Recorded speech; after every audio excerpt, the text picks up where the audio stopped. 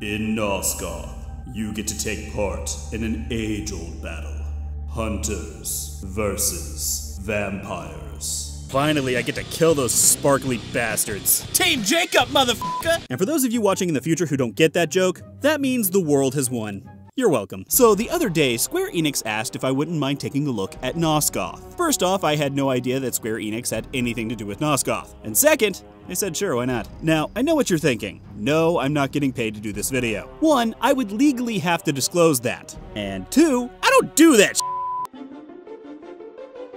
However, they did give me a few gems so I could unlock some alternate classes, weapons, and skins. But that was after I'd already played for a few days and unlocked everything I wanted with in-game gold. What's the moral of this story? Make sure you check your email before the weekend.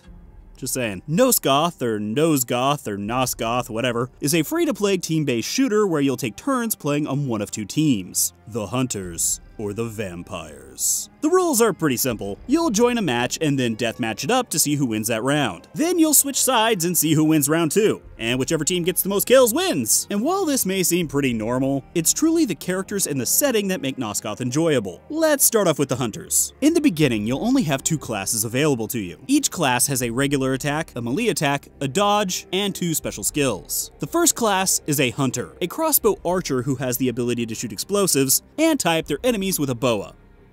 Sure, why not? However, I typically stuck with the second class, the Alchemist. Not because I was good at it, more because I wasn't as bad at it as I was the Hunter. They also have flashbangs and firewalls.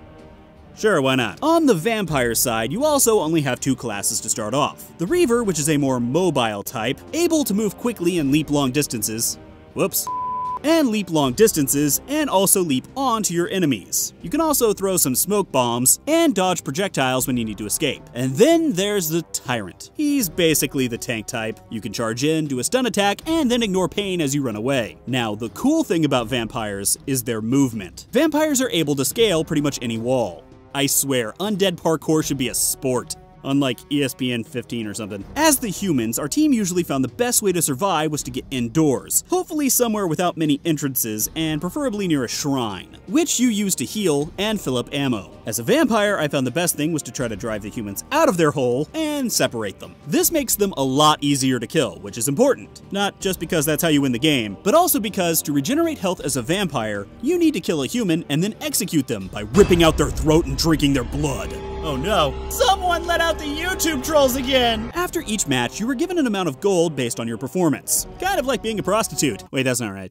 This gold can be used to buy new abilities, weapons, skins, emotes, etc. It seems pretty much anything can be bought with in-game gold. A small thing that I really liked is that instead of buying an item permanently, you can just try out a weapon for a few days. That way you're only spending a small amount of money to try something out, rather than spending all of your money on something you may not even like. Kinda like prostitution. Why am I making that analogy so much? Thank goodness too, because the weapon I tried out, I ended up hating. I like my bouncy grenades. The same can be done for skills. For doing the tutorial to each class, you are given an alternate skill or weapon to try. My Alchemist was given a healing skill, which is cool because healing. And my Hunter was given an alternate weapon that fired faster but did less damage. My Reaver was given a poison bomb, which I found really useful for flushing out enemies. And the Tyrant? I don't know. I didn't enjoy playing the Tyrant. So I didn't. And you can't make me! Now, the only thing you can't get with in-game gold is new classes. However, you can get them for free by using an item you earn by leveling up in the game. With every 5 levels, you can unlock a new class. I went ahead and unlocked the tankish human guy. Vanguard, that's it. Because, I don't know, he looked cool. It's got the whole eye thing going and the axe, and I don't know, I just picked him, okay? And I was absolutely no better with him than any other character. Good to know that I'm an equal opportunity sucker. Kinda like a prostitute. What is wrong with me today? There's a lot of other classes that I didn't really get to experience. I played some of the flying vampire, which was fun. I liked picking up and dropping people. Let's see here, there's magic vampires, ninja vampires, dual pistol hunters, longbow hunters. I don't know, find one you like and stick with it. There's other portions of the game that I'm sure I'm forgetting as well, like this crafting table. I have no idea what it does, but there it is. Let's see here, am I forgetting anything? Humans, vampires, pew pew pew. Nope, that's about it. Frankly, if you're in the market for a fun, free-to-play, team-based shooter, I'd say give Nosgoth a try. It's pretty fun to jump around as a vampire and super frustrating to get your ass kicked as a human, but that really does make it all the better when you finally do well and win. It's also really nice being able to unlock everything by simply playing the game rather than having to drop some money. All in all, Not bad, Square Enix. Not bad. On a completely unrelated note, it's about time you remade Final Fantasy VII. What, were you just afraid of money or something?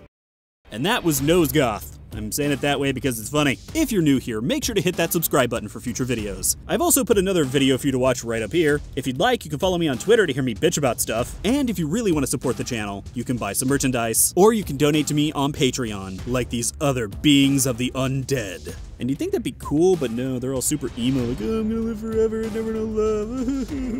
It's like, oh, shut up.